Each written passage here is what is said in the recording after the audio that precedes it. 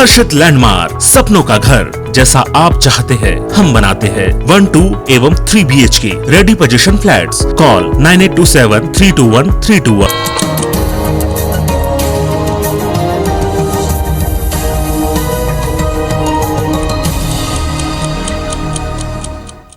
नमस्कार, good morning. मैं हूं आपके साथ आकांक्षा और आप देख रहे हैं IBC 24/7 की बड़ी बात में आप सभी का स्वागत है।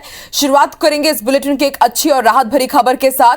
उत्तराखंड में दुर्ग भिलाई के जितने भी 55 लोग फंसे हुए थे उनकी वापसी हो गई है और रेलवे स्टेशन पर परिजनों ने उनका जोरदार स्वागत किया।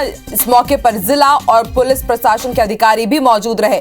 सकुशल वापसी पर प्रशासन का धन्यवाद भी किया गया। आपको बता दें, गुरुवार रात ही ये तमाम जो पर्यटक थे वो दिल्ली पहुंच गए थे। छत्तीसगढ़ भवन में ये रुके हुए थे और उत्तराखंड से ये सभी अब दुर्ग वापस लौट आए हैं और रेलवे स्टेशन पर इनके परिजन इनसे मुलाकात करने के लिए पहुंचे और वहां पर इनका स्वागत किया गया। इनके साथ जिला और पुलिस अधिकारी भी मौजूद थे, प्रशासन के अधिकारी, उनको धन्यवाद दिया गया परिजनों की तरफ से। तस्वीरें भी हम आपको दिखा रहे हैं और ज्यादा जानकारी के लिए बात करेंगे हमारे सहयोगी आकाश से। आकाश, उत्तराखंड से सकुशल जितने भी पर्यटक वहां पर फंसे हुए थे दुर्ग भिलाई के, उनकी सकुशल वापसी हो गई है। बिल्कुल, जिस तरीके से 14 अक्टूबर को ये दल जो है भिलाई से रवाना हुआ था और 16 तारीख को जो है ये दल जो है नैनीताल पहुंचा था। नैनीताल जाने के बाद ये कसौली एक स्थान, पर्यटक स्थान है, वहां गए हुए थे, जहां से वापसी के दौरान चूंकि मौसम वहां खराब था और वापसी के दौरान जो ये दल फंस चुका था।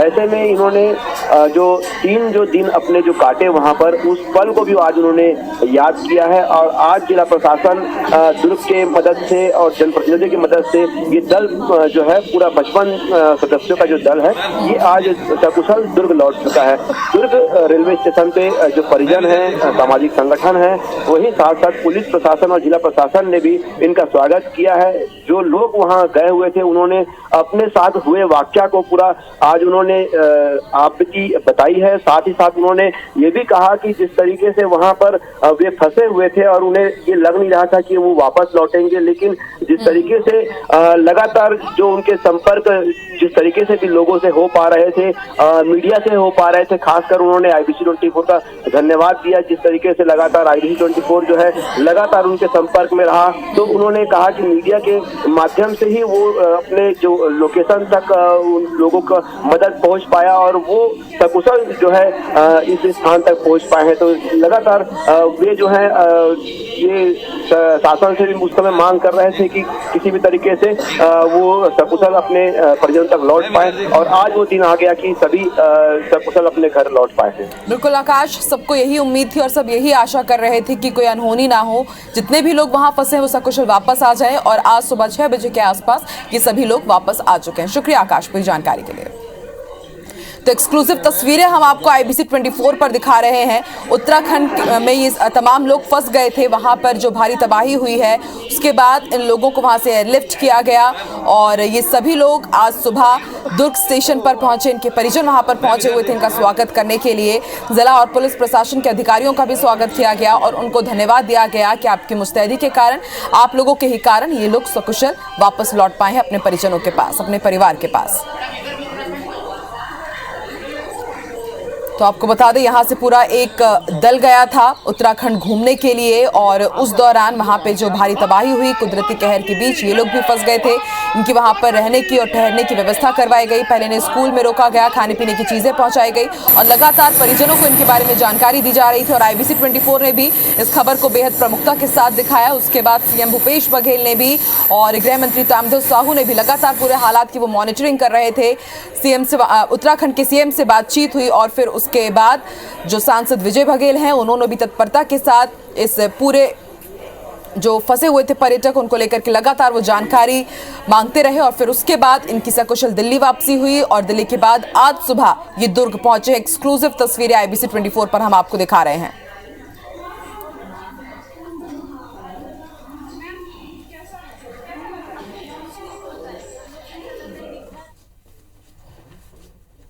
बढ़ेंगे आगे, बड़ी खबर आपको बता दें, केंद्रीय गृह मंत्री अमित शाह आज जम्मू कश्मीर के दौरे पर रहेंगे। 3 दिवसीय उनका ये दौरा रहेगा और शाह के दौरे से पहले जम्मू कश्मीर में सुरक्षा बढ़ा दी गई है। श्रीनगर में पैरा मिलिट्री जवानों की अतिरिक्त तैनाती की गई है और इसके ही साथ आज श्रीनगर में वो पहली इंटरनेशनल फ्लाइट की शुरुआत करने वाले हैं।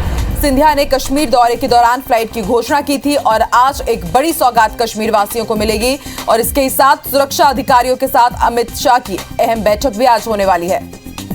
तो 3 दिवसीय दौरे पर आज गृह मंत्री अमित शाह जम्मू कश्मीर पहुंचने वाले हैं। पैरामिलिट्री की जो अतिरिक्त फोर्स है वो तैनात की गई है सुरक्षा के लिहाज से और इसके साथ श्रीनगर में पहली इंटरनेशनल फ्लाइट की आज सौगात दी जाएगी। इससे पहले जब ज्योतिरादित्य सिंधिया कश्मीर दौरे पर गए थे तब उन्होंने फ्लाइट की घोषणा की थी और इसके साथ सुरक्षा अधिकारियों के साथ भी आज गृह मंत्री की अहम बैठक होने वाली है। बड़ी खबर आपको बता दें, सीएम भूपेश बघेल आज भिलाई के दौरे पर रहने वाले हैं। अपने इस दौरे के दौरान राष्ट्र संगोष्ठी तथा पत्रकारिता अलंकरण समारोह में वो शामिल होंगे। भिलाई के एसएनजी स्कूल ऑडिटोरियम में आयोजित किया गया है ये कार्यक्रम और उसमें सीएम भूपेश बघेल शिरकत करेंगे। सीएम भूपेश बघेल आज भिलाई दौरे पर रहने वाले हैं। राष्ट्र संगोष्ठी तथा पत्रकारिता अलंकरण समारोह में वो शामिल होंगे। भिलाई के एसएनजी स्कूल ऑडिटोरियम में यह सम्मान समारोह आयोजित किया गया है। उसमें सीएम भूपेश बघेल भी शिरकत करेंगे।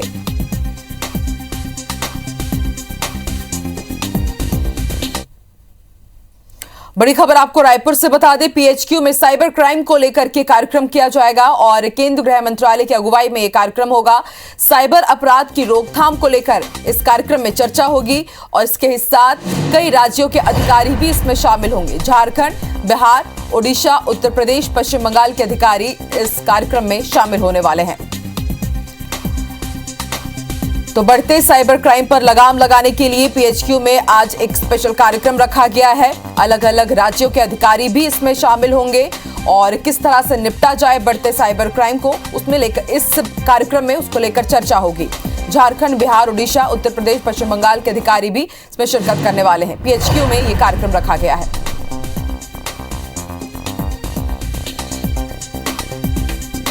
आपको बता दें, केंद्र गृह मंत्रालय की अगुवाई में कार्यक्रम होने वाला है। बढ़ते साइबर अपराधों के खिलाफ रणनीति बनाई जाएगी, स्ट्रैटेजी बनाई जाएगी कि किस तरह से साइबर अपराध को रोका जा सके।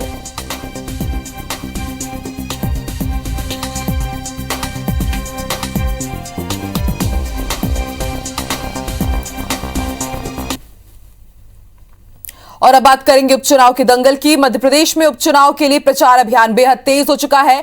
आज सीएम शिवराज सिंह चौहान खंडवा और बुरहानपुर के दौरे पर रहेंगे। जावर में स्थानीय कार्यक्रमों में वो शिरकत करने वाले हैं। नेपानगर विधानसभा के धुलकोट, देततलाई में सीएम शिवराज सिंह चौहान प्रचार करेंगे। सीएम शिवराज सिंह चौहान बुरहानपुर भी पहुंचेंगे और वहां भी चुनावी सभा को संबोधित करेंगे।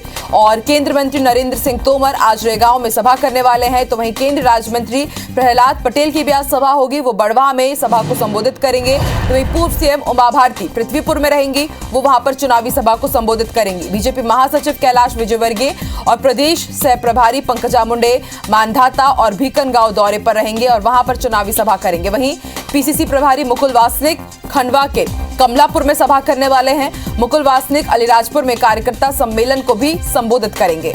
तो कांग्रेस हो या फिर बीजेपी हो, मध्य प्रदेश में चुनाव प्रचार अपने चरम पर पहुंच चुका है। जो स्टार प्रचारक जिनकी लिस्ट जारी की गई थी उन सभी के पहुंचने का सिलसिला भी शुरू हो गया है।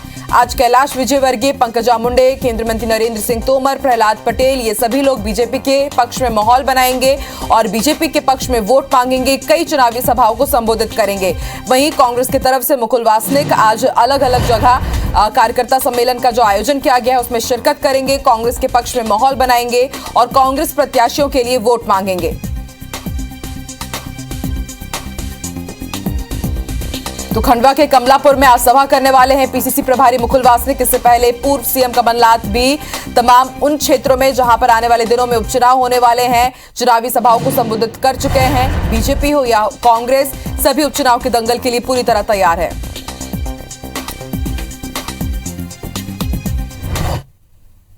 और चलिए अब जान लेते हैं कि आज मध्य प्रदेश और छत्तीसगढ़ में क्या कुछ खास रहने वाला है। बिग मॉर्निंग न्यूज अपडेट हम जान लेते हैं। भोपाल से इस वक्त हमारे साथ मध्य प्रदेश की जानकारी देने के लिए जुड़ चुके हैं नीलम, तो वहीं छत्तीसगढ़ की हमें जानकारी देंगी। रायपुर से लाइव जुड़ी है हमारे साथ प्रिया। सबसे पहले प्रिया, आपकी तरफ रुख करते हैं, आज क्या कुछ खास रहने वाला है छत्तीसगढ़ में, जानकारी दीजिए। बिल्कुल, आज अगर मॉर्निंग बिग अपडेट की बात की जाए तो आज मुख्यमंत्री भूपेश बघेल भिलाई के दौरे पर रहेंगे। वो एसएनजे स्कूल के ऑडिटोरियम में राष्ट्रीय जो संगोष्ठी आयोजित की गई है उसके कार्यक्रम में वो शामिल होंगे। वहां पर पत्रकार अलंकार सम्मान समारोह भी रखा गया है, तो उसमें भी मुख्यमंत्री भूपेश बघेल आज शामिल होने वाले। आकांक्षा भिलाई के दौरे पर ही है। दोपहर 2:30 बजे वो भिलाई से रायपुर के लिए फिर से प्रस्थान करेंगे।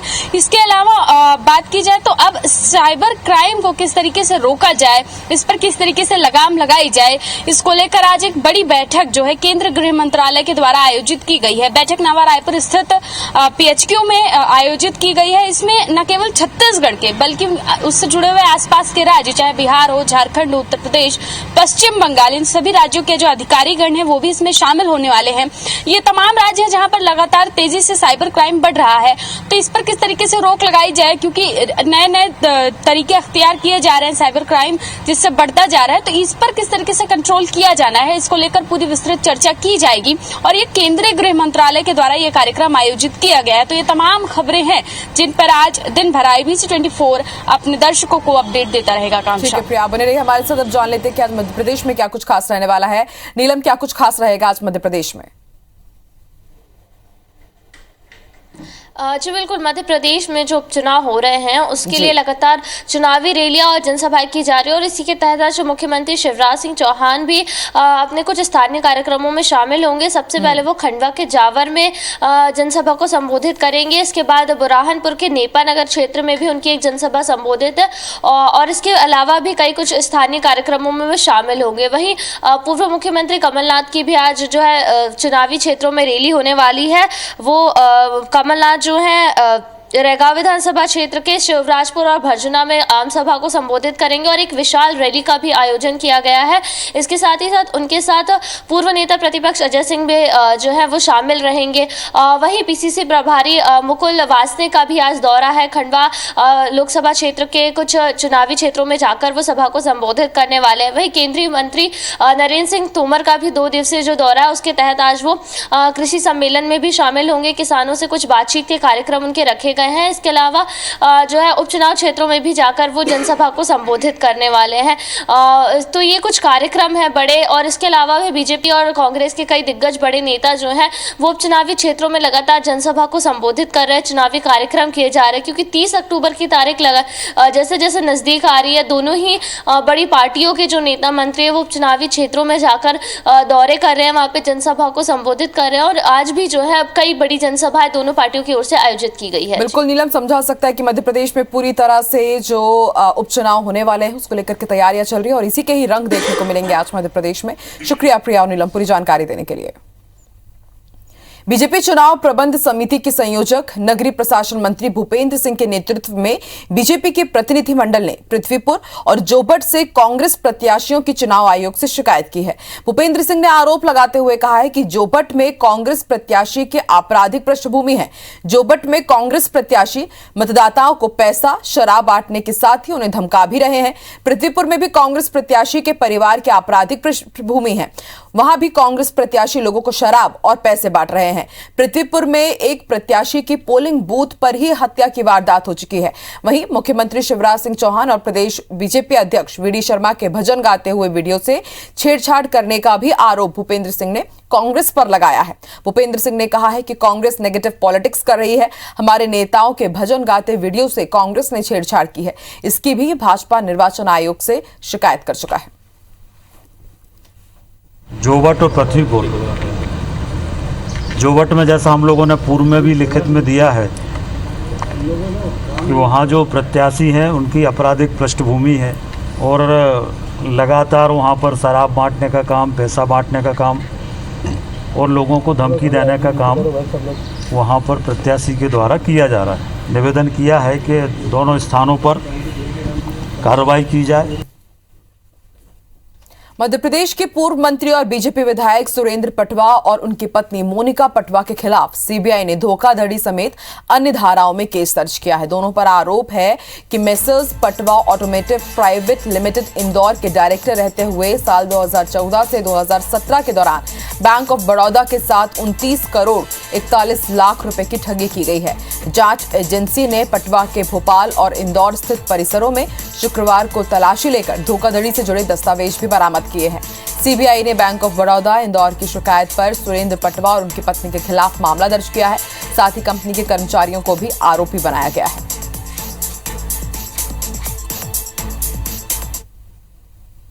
लखीमपुर खीरी की घटना में मृतक 4 किसान और एक पत्रकार के परिजन को छत्तीसगढ़ सरकार ने 50-50 लाख रुपए का चेक दिया है। लखीमपुर खीरी पहुंचे छत्तीसगढ़ सरकार के नगरीय प्रशासन मंत्री शिव डहरिया ने मृतकों के परिजनों को कुल 2.5 करोड़ का चेक सौंपा। मामले पर प्रियंका गांधी ने ट्वीट किया कि कांग्रेस किसानों के लिए न्याय की लड़ाई लड़ती रहेगी, ये हमारी प्रतिज्ञा भी है और प्रतिबद्धता भी है। प्रियंका की ट्वीट पर सीएम भूपेश बघेल ने लिखा कि हर वर्ग को न्याय हमारा संकल्प है, जिसके लिए लड़ाई लड़ने को हम प्रतिबद्ध हैं। साथ ही लिखा, आप अब यूपी में भी आपके नेतृत्व में हम यूपी की जनता की विजय सुनिश्चित करेंगे। आपको बता दें, लखीमपुर खीरी में कार रौंदने की घटना में 4 किसान और एक पत्रकार की मौत हो गई थी। वहीं मृतकों के परिजनों से मिलने मुख्यमंत्री भूपेश बघेल भी लखीमपुर खीरी पहुंचे थे, तो राहुल और प्रियंका गांधी के साथ गए थे। वहीं मुलाकात के बाद सीएम ने 50-50 लाख रुपए देने की घोषणा भी की थी, जिसे पूरा कर दिया गया है। छत्तीसगढ़ में हुक्का बार पर लगाम लगाने के सीएम भूपेश बघेल के निर्देश का असर देखने को मिला है। बड़ी खबर आपको बता दें, रायपुर में पुलिस ने तेलीबांधा समेत शहर के कई दूसरे रेस्टोरेंट और कैफे पर दबिश दी, जहां कुछ प्रतिष्ठान कैफे के नाम पर हुक्का परोसे जा रहे थे। जांच के दौरान पुलिस ने तेलीबांधा तालाब के सामने स्थित half and half cafe, white arc, SD cafeteria और मिनिस्ट्री कैफे में संचालकों को हुक्का बेचते पाया, जिसके बाद पुलिस ने हुक्का का सामान जब्त की और कार्रवाई की। वहीं वीआईपी रोड के रेस्टोरेंट और कैफे में पुलिस की जांच की कुछ देर हुक्का बेचने वालों के बीच हड़कंप मचा रहा।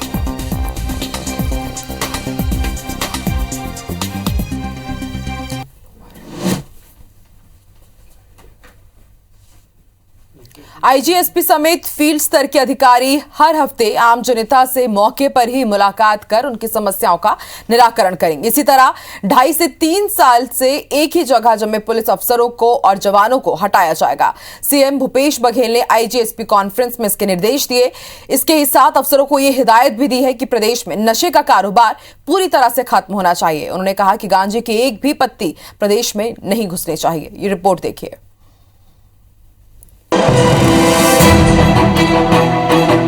कलेक्टर कमिश्नर्स कॉन्फ्रेंस लेने के अगले दिन मुख्यमंत्री भूपेश बघेल ने आईजीएसपी की क्लास ली। रायपुर के न्यू सर्किट हाउस ऑडिटोरियम में हुई कॉन्फ्रेंस में हिदायत दी कि उनकी पुलिसिंग में कड़ाई और आचरण में मानवीय संवेदना झलकनी चाहिए। मुख्यमंत्री ने कहा कि पुलिस जनता का विश्वास जीती। मुख्यमंत्री ने यह भी कहा कि महिलाओं और बच्चों को पूरी तरह सुरक्षित महसूस होना चाहिए। साथ ही मुख्यमंत्री ने सभी आईजी को यह निर्देश दिया कि जनता जिन पुलिसकर्मियों से नाराज है उनका तत्काल तबादला करे। निर्देश दिए गए हैं कि कम से कम महीने में 5 से 10 दिन जब दौरा में जाएँ तो एसपी कलेक्टर साथ में जाएँ, ताकि उसे मैदानी जानकारी हो सके, बहुत सारी जो समस्याएं हैं उसकी जानकारी हो सके, उसके निदान हो सके। साथ ही मुख्यमंत्री ने प्रदेश में नशे के कारोबार पर लगाम लगाने के भी निर्देश दिए। उन्होंने कहा कि गांजे की एक भी पत्ती छत्तीसगढ़ में ना घुसे। इसके लिए एमपी, ओडिशा और राजस्थान के साथ संयुक्त बैठक कर प्रभावी रोकथाम किया जाए। साथ ही हुक्का बार पूरी तरह प्रतिबंधित करने के लिए कहा। मुख्यमंत्री ने कहा कि छोटी छोटी घटनाओं को सांप्रदायिक और अराजक तत्व बड़ा रूप देने की कोशिश कर रहे हैं, उन्हें पहचाने, अपना सूचना तंत्र विकसित करें। साथ ही हर जिले में सोशल मीडिया मॉनिटरिंग टीम बनाई जाए। इधर पूर्व मंत्री बृजमोहन अग्रवाल ने कहा कि प्रदेश सरकार की जो स्थिति है उसकी वजह से नशे की तस्करी और अपराध रोका नहीं जा सकता, क्योंकि अफसर इसे रोकने की बजाय अपनी पोस्टिंग का खर्च निकालने में लगे हैं। गांजे की जो तस्करी है, जो हमारे यहाँ से ट्रांजिट होता है, उसे रोकने की बात, और साथ ही इस मामले में उड़ीसा सरकार है, मध्य प्रदेश सरकार है और भारत सरकार से भी संपर्क किया जा रहा है, और जहाँ ये पहुँचता है उन राज्यों में भी इसकी जानकारी दी जाएगी ताकि वहाँ कार्रवाई हो और उसमें रोक लगाई जा सके। एसपी आईजी की कॉन्फ्रेंस जो है वो खाली दिखावा है, कलेक्टर कॉन्फ्रेंस सिर्फ दिखावा है। जब ठेके पर पोस्टिंग होगी लेन देन के आधार पर नियुक्तियां होंगी, तो फिर अवैध कारोबार को कोई नहीं रोक सकता। जितना देकर अपनी पोस्टिंग कराएंगे उसका 100 गुना कमाएंगे। आईजीएसपी कॉन्फ्रेंस में गृह मंत्री ताम्रध्वज साहू और कृषि मंत्री रविंद्र चौबे भी उपस्थित थे। अधिकारियों ने अपने प्रेजेंटेशन में बताया कि हत्या के मामले में 2011 के तुलना में आज की स्थिति में 32% कमी आई है। साथ ही हत्या के प्रयास में 2011 की तुलना में अब 37% कमी आई है। राजेश मिश्रा, IBC 24, रायपुर। रायपुर में IBC 24 की खबर का बड़ा असर हुआ है। पुलिस ने बेरोजगार युवकों को नौकरी के नाम पर ठगी करने वाले आरोपी चंद्र प्रताप जोशी, जितेंद्र देवांगन, संजय वर्मा और दीपचंद वर्मा को पुलिस ने गिरफ्तार कर लिया है। लगातार पूछताछ के बाद पुलिस आरोपियों के दफ्तर पहुंची। किराए के ऑफिस में लाखों के फर्नीचर, केबिन और सरकारी पदों से मिलते जुलते नेम प्लेट देखकर पुलिस भी हैरान रह गई। दफ्तर से बड़ी संख्या में कंप्यूटर, लेटर पैड, चेकबुक और दूसरे दस्तावेज भी बरामद किए गए हैं। सर्चिंग में पुलिस के हाथ ऐसे कई दस्तावेज लगे हैं जिसमें बेरोजगारों, खासकर ग्रामीणों को ठगाने के लिए और उन्हें ठगने के लिए प्लान बनाए गए थे। पुलिस ने कंप्यूटर से डेटा रिकवर करने IT एक्सपर्ट को भी बुलाया और डेटा का बैकअप लिया। वहीं इसी दौरान RCDSP के संचालकों को किराए में अपने भवन देने वाला मकान मालिक भी पहुंचा। उसने बताया कि आरोपियों ने 4 महीने से किराया नहीं दिया है। IBC 24 पर RCDSP में पुलिस रेड की खबर चलने के बाद कई और व्यापारी भी वहां जा धमके, जिन्होंने पुलिस को बताया कि उनका बकाया भुगतान भी कंपनी ने अब तक नहीं किया है। 4 लोगों के खिलाफ FIR दर्ज हुआ है और इसकी अभी जांच की जा रही है। तकरीबन 55 लोगों ने जो है इसमें शिकायत दर्ज कराई है। 35 हजार सिक्योरिटी मनी लिए है। उसके अलावा कुछ लोगों से इन्होंने 1,50,000 ऐसा भी अलग अलग अमाउंट लिया हुआ है। मैं यहाँ कंप्यूटर सप्लाई किया था। कितना भुगतान बचा है, कब से बचा है? मेरा पिछले 2-3 महीने से बचा हुआ है 2,30,000 का। मेरा मोटर गैरेज का काम है। इनका गाड़ी मैंने बनाया था और 75,000 के आसपास बचा हुआ है। इनको मेरे को 12,50,000 का चेक इसने हर बार आजकल में घुमाते रह रहे हैं। कंप्यूटर सप्लाई दिया था और मेरा 68,000 का उन्होंने चेक बाउंस करवाया। रायपुर में पुलिस ने चाकूबाजों पर अब नकेल कसना शुरू कर दिया है। बता दें कि खमारडी इलाके में चाकूबाजी से दहशत फैलाने वाले 3 आरोपियों को पुलिस ने पहले दबोचा और फिर तीनों चाकूबाजों का उन्होंने जुलूस भी निकाला। इस दौरान पुलिस ने तीनों आरोपियों से नारा लगवाया कि अपराध करना पाप है, कानून हमारा बाप है। जुलूस के बाद पुलिस ने तीनों को कोर्ट में पेश किया, जहां से कोर्ट के आदेश के बाद तीनों को जेल भेज दिया गया है।